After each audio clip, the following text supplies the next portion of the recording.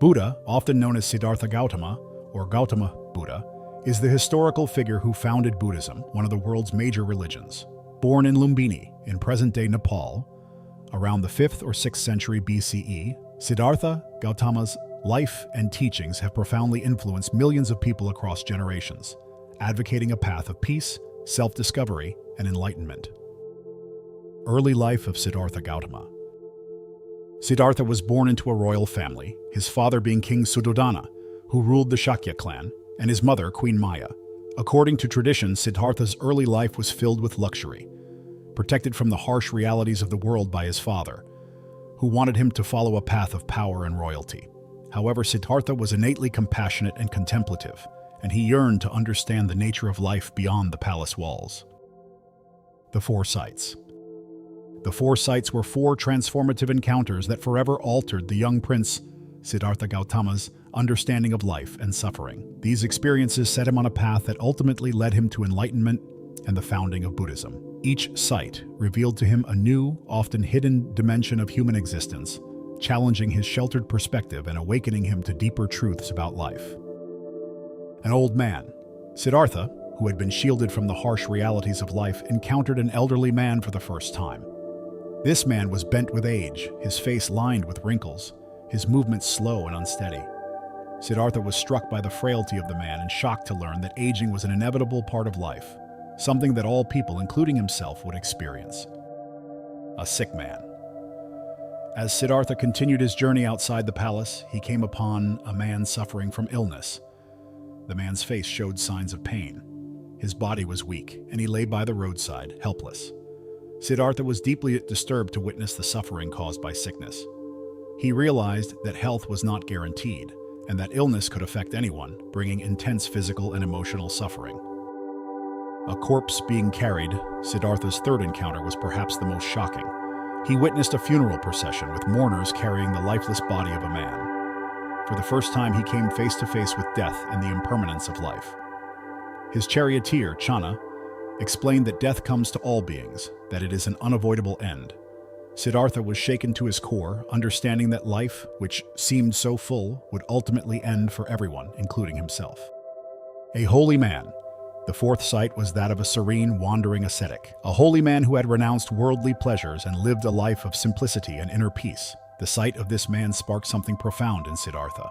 Unlike the suffering he had seen in the first three sights, this man radiated calm and tranquility, seeming to have transcended the sufferings of life. Siddhartha felt a deep curiosity and respect for the holy man and saw a glimpse of hope, a way to overcome the suffering he had just witnessed. These four sights had a profound impact on Siddhartha. The first three sights, the elderly man, the sick man, and the corpse, revealed the unavoidable suffering inherent in life, aging, sickness, and death. The fourth sight, the holy man, represented a possible path to peace, a life dedicated to spiritual practice that could transcend worldly suffering. These experiences led Siddhartha to abandon his life of luxury and set out on a quest for enlightenment, a journey that would ultimately lead him to become the Buddha. Renunciation and the search for enlightenment. At the age of 29, Siddhartha Gautama made the difficult decision to leave behind his royal life, his beloved wife, Yasodhara, and his newborn son, Rahula.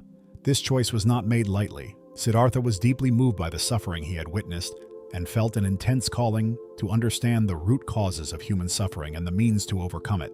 This commitment to finding truth and liberation for all sentient beings led him to renounce his life of luxury, stepping away from his family and the comforts of the palace. Initially, Siddhartha sought guidance from the renowned ascetic teachers of his time. He immersed himself in the study and practice of meditation, focusing on developing self-discipline and mental control. Under their guidance, Siddhartha learned various techniques aimed at silencing the mind, deepening concentration, and subduing desires, hoping these methods would bring him closer to the profound insight he was seeking. Driven by an unrelenting commitment to the path, Siddhartha practiced severe asceticism, pushing his body to the limits of endurance. He restricted his food intake to almost nothing, meditated in harsh conditions, and endured physical suffering in the belief that detachment from the body and denial of its needs would lead to spiritual awakening. Siddhartha fasted for long periods, and his body became weak and emaciated, symbolizing his resolve to overcome worldly attachments. However, after years of such extreme practices, Siddhartha realized that this path of self-denial was not bringing him closer to enlightenment. He observed that his intense physical hardships had made him weaker, but they had not illuminated the answers he sought. This realization marked a turning point for Siddhartha. He understood that enlightenment could not be found in the extremes of indulgence or deprivation. He recognized that insight required a balanced approach, a path between the extremes, which he would later call the middle way. This epiphany set Siddhartha on a new approach, one that would eventually lead him to the profound awakening he sought. The middle way and enlightenment. Through years of searching and rigorous practice, Siddhartha Gautama came to a powerful realization. Neither the indulgent luxury of palace life nor the harsh self-denial of asceticism held the answers to life's suffering. In each extreme, he found that attachment either to pleasure or pain clouded his mind and obstructed deeper understanding. With this insight, Siddhartha discovered what he would later call the middle way, a path of balance, avoiding the extremes of excess and deprivation. The middle way emphasizes a life rooted in moderation and mindfulness, where one engages with the world without attachment, cultivating wisdom and compassion rather than attachment or aversion. Siddhartha understood that a balanced approach would allow him to remain clear-minded and connected to life's truths without being overwhelmed by the distractions of desire or the strain of self-inflicted suffering. With this profound insight, Siddhartha journeyed to Bodh Gaya, where he found a peaceful spot beneath a large Bodhi tree. He seated himself in deep meditation, fully resolved not to rise until he attained the ultimate truth he sought. For days, Siddhartha remained in unbroken meditation, confronting inner doubts and distractions with unwavering focus. His mind delved deeper into the nature of existence, exploring the roots of suffering, the laws of karma, and the cycle of rebirth that binds beings to endless suffering. As he meditated, Siddhartha's understanding unfolded into profound insights.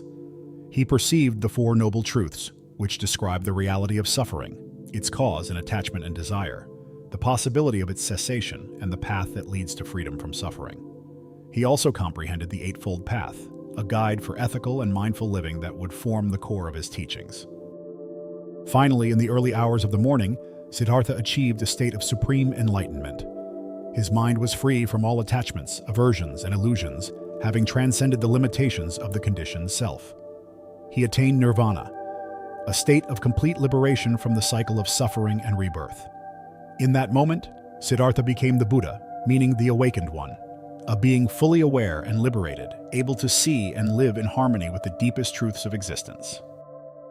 From that point forward, the Buddha dedicated his life to sharing the middle way and his insights with others, guiding them toward their own liberation from suffering. His enlightenment marked not only a personal transformation, but also the beginning of a spiritual path that would inspire countless others to seek wisdom, compassion, and inner peace. The Four Noble Truths. Upon achieving enlightenment, the Buddha crystallized his profound insights into a framework known as the Four Noble Truths. These truths lay at the heart of his teachings, offering a clear path to understanding and overcoming suffering, which he saw as the central challenge of human existence. Number 1. The truth of suffering. The Buddha taught that life, as most people experience it, is inherently marked by suffering, or dukkha.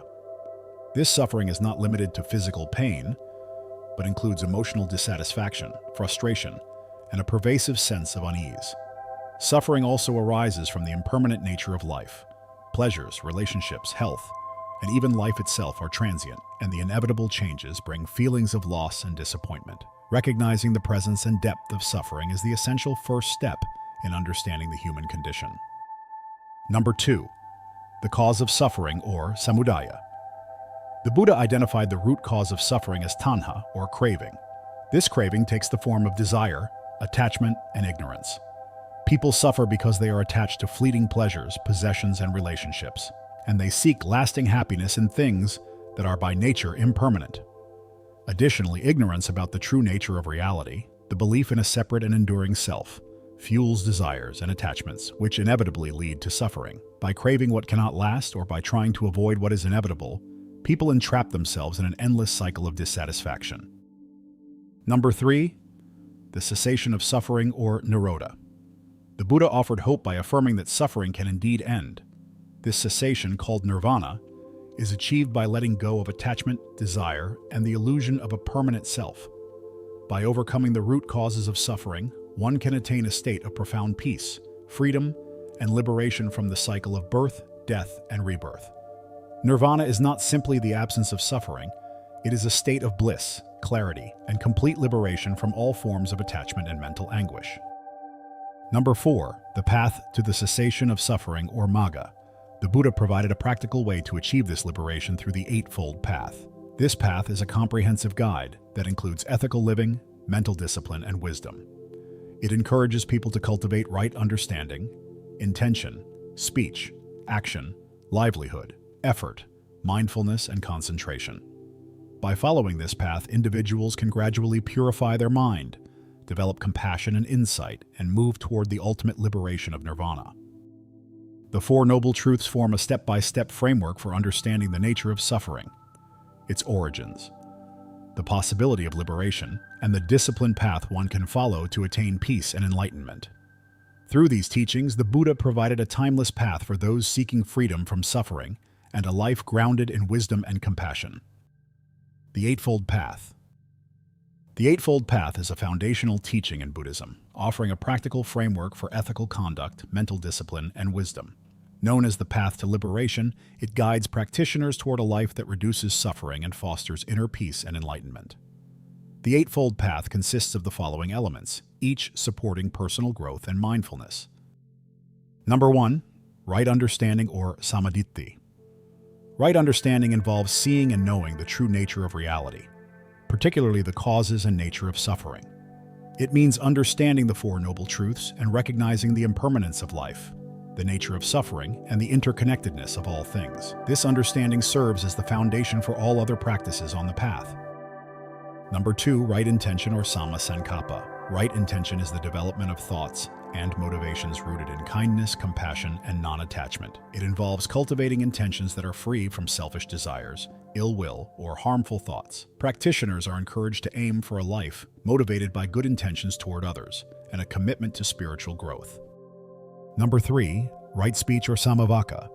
Right speech encourages truthful, kind, and constructive communication. It involves refraining from lying, gossip, harsh, or abusive language, and idle chatter. Instead, one should aim to speak with honesty, empathy, and respect, using words that promote harmony, understanding, and peace. Number 4. Right action, or sammakamanta. Right action is the practice of living ethically by abstaining from actions that cause harm to others. This includes refraining from violence, stealing, and engaging in harmful sexual conduct. Right action calls for living a life that respects the welfare of all beings and reflects integrity, honesty, and kindness in every interaction. Number 5. Right livelihood, or samma. Ajiva.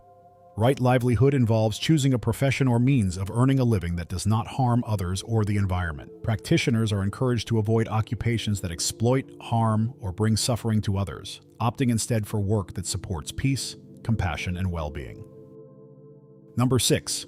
Right effort, or samma vayama. Right effort is the sustained dedication to cultivating positive mental states while dispelling harmful ones. This requires continuous effort to avoid unwholesome thoughts, such as greed or anger, while nurturing qualities like patience, generosity, and kindness.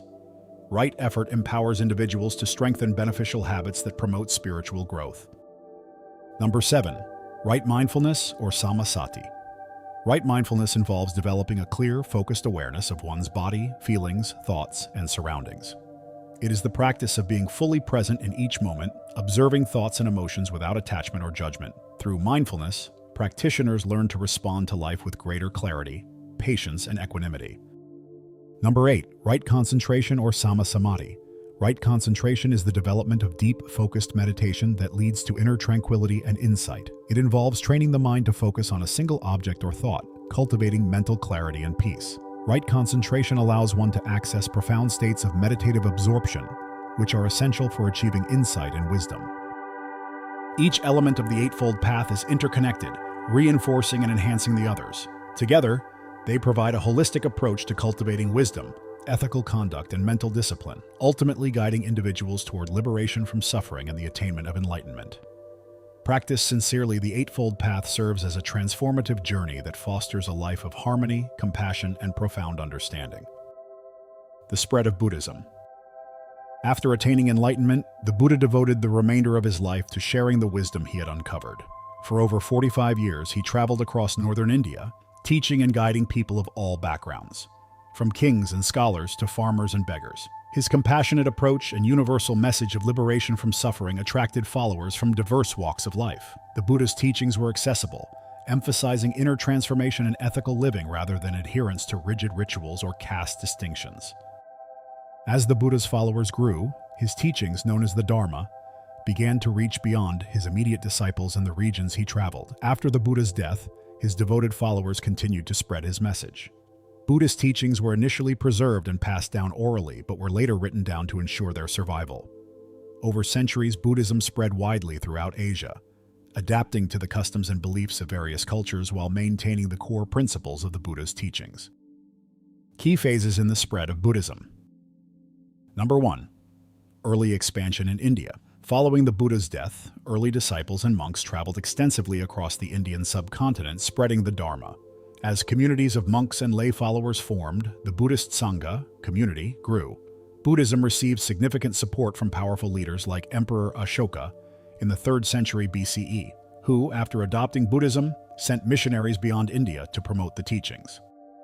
Number 2. Expansion into Southeast Asia and Central Asia. Buddhism eventually moved beyond India's borders into regions like Sri Lanka, Myanmar, Thailand, and Cambodia, where it developed deep roots. In Central Asia, trade routes like the Silk Road facilitated the spread of Buddhism into areas that are now modern-day Afghanistan and Pakistan, blending with local traditions. Number 3. Arrival in China, Korea, and Japan.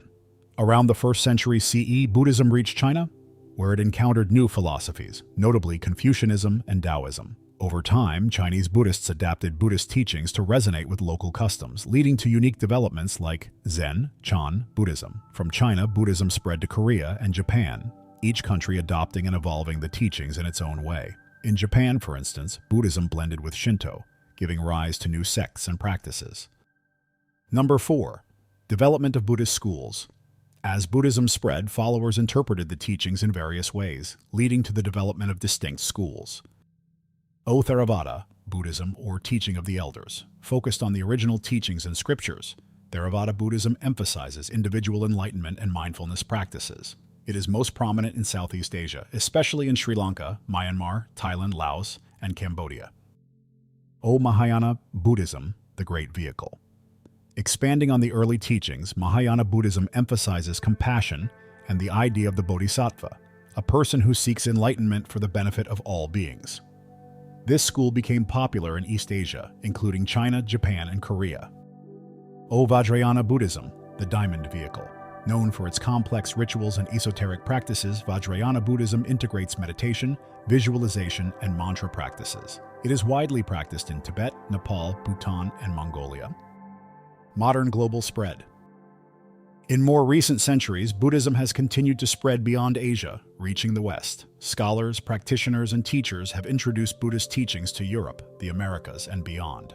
Today, Buddhism is a global tradition with millions of practitioners, and its principles of mindfulness, compassion, and inner peace continue to resonate with people worldwide.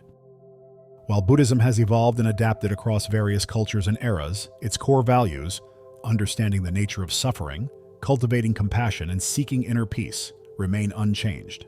This adaptability has enabled Buddhism to flourish as a tradition that transcends cultural boundaries, while continuing to guide individuals toward personal and collective liberation. The legacy of the Buddha. The legacy of the Buddha is one of compassion, wisdom, and a profound commitment to understanding the nature of life. His teachings emphasize self-awareness, mindfulness, and the transformative power of direct experience over mere belief or blind faith. Rather than encouraging followers to place faith in doctrines or deities, the Buddha taught people to look within, to examine their own minds, and to cultivate insight and compassion as the foundation for a peaceful life. Core elements of Buddha's legacy. Number 1. Compassion and ethical living.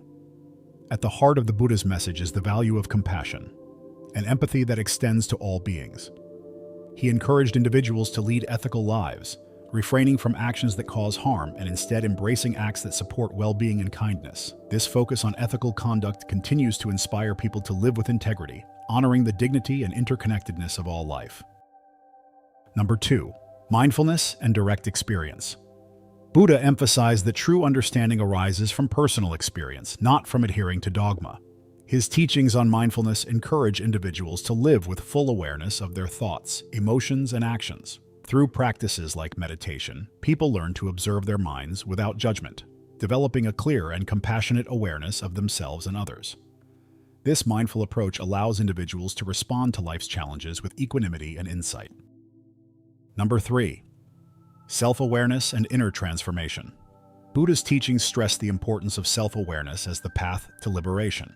He showed that by turning attention inward and understanding the causes of suffering, like desire, attachment, and ignorance, individuals can free themselves from suffering's hold. His teachings provide a roadmap for inner transformation, inviting each person to take responsibility for their growth, to let go of harmful patterns, and to cultivate peace and understanding from within. Number 4. A philosophy beyond religion. While Buddhism is a major world religion, the teachings of the Buddha also resonate as a universal philosophy and way of life. His insights into the nature of suffering, impermanence, and the potential for human transformation have influenced not only spiritual practices but also psychology, ethics, and secular mindfulness movements around the world. In this way, the Buddha's legacy transcends religious boundaries, offering tools for anyone seeking a more peaceful and meaningful life. Enduring influence and modern relevance. Today, the Buddha's legacy continues to impact millions around the globe. Meditation and mindfulness, core practices of his teachings, have become popular tools for fostering inner calm, mental clarity, and resilience. People from diverse backgrounds find in his teachings a path to reduce stress, deepen self-understanding, and live more consciously. The timeless principles of the Buddha provide practical guidance for facing modern-day challenges, showing that true happiness and peace come from within, rather than from external achievements or material wealth. Through his life and teachings, the Buddha illuminated a path of wisdom, kindness, and self-discovery, encouraging humanity to turn inward for answers and to transform suffering into understanding and peace. His legacy remains a beacon for those seeking a life of compassion, balance, and profound insight, inspiring generations to live with purpose and to contribute positively to the world.